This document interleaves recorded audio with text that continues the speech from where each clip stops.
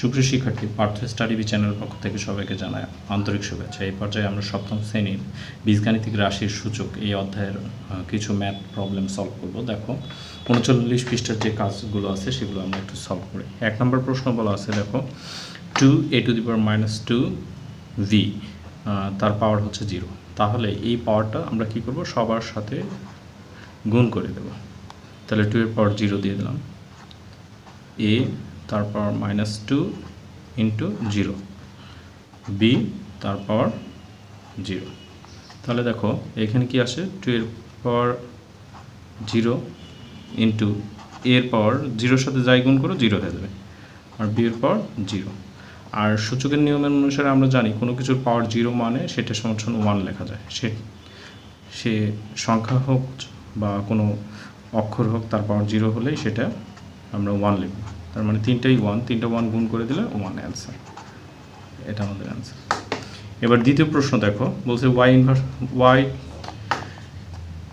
Inverse 2 এবং হচ্ছে y inverse 4 এই দুইটা সূচক দেখো বেস সেম এবং মাঝে গুণ চিহ্ন আছে। তাহলে আমরা নিয়ম অনুযায়ী জানি কি পাওয়ার আমাদের কি করতে হবে, যোগ করতে হবে। তাহলে যোগ চিহ্ন দিয়ে -4 একটা বেস লিখে নিতে হবে। হ্যাঁ, আর y ইকুয়াল কি লিখবো, যে -2, আর এই দেখো প্লাস মাইনাসে -4।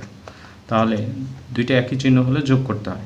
তাহলে আমরা দেখো y পাওয়ার কত, 4 আর 2 6, তাহলে y⁻⁻6 আমি লিখতে পারি এটা সমান y⁻1 / y⁻6। এটা আমাদের অ্যান্সার।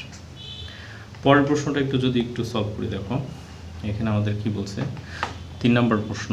এখানে বলছে a⁻5 তার পাওয়ার হচ্ছে আবার -5। তাহলে এটা গুণ অবস্থায় আছে, পাওয়ারটা আগে গুণ করে নিই, -5 ইন্টু -1। তাহলে দেখো a 5 একে 5 আর হচ্ছে মাইনাসে প্লাস, তার মানে শুধু a⁵। এটা আমাদের অ্যান্সার। তারপরে কি বলছে, পরের প্রশ্ন হচ্ছে s ইনভার্স 2 এবং হচ্ছে 4 ইন্টু s ইনভার্স -7। তাহলে একটা 4 লিখলাম, এসগুলোকে সব এক জায়গাতে করি, ইন্টু s7 4। এখন খেয়াল করো দুইটা বেস সেম, তাহলে কি পাওয়ার যোগ করতে হবে, গুণ অবস্থায় আছে যেহেতু, তাহলে পাওয়ার যোগ করে দিচ্ছি -7। তাহলে এটা ক্যালকুলেশন করলে কি আসে আমাদের, 4s -2 প্লাস মাইনাসে -7। তাহলে 4, এখানে দুইটা একই চিহ্ন থাকলে যোগ করবে, কিন্তু চিহ্ন ওইটা দেবো, তাহলে 7 আর 2 9, আর মাইনাস চিহ্নটা উল্লেখ করে দিলাম। তাহলে এইটাকে আমরা চাইলে এইভাবে লিখতে পারি যে 4/s⁹9। এটা আমাদের অ্যান্সার। তো সুপ্রিয় শিক্ষার্থী, ভিডিওটি ভালো লাগলে অবশ্যই আমার চ্যানেলটি সাবস্ক্রাইব করো এবং ভিডিওতে লাইক দিয়ে তোমার বন্ধুদের মাঝে শেয়ার করো। ধন্যবাদ।